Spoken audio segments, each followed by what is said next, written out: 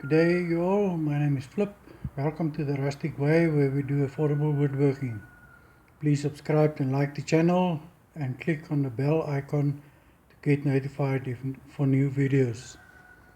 Today I'm going to start with this project. This bench I've made a while ago with pallet planks and leftover planks that I collected from somebody that make doors. And then I want to combine this. This is a back seat of my Maxima that I stripped. There's the back of the back seat. So I want to combine these three pieces into a bench for the porch. What do you guys think? To combine wood and leather, I think it will be a good combination, and I'll keep you posted on the progress of the project. Thank you so much. Bye.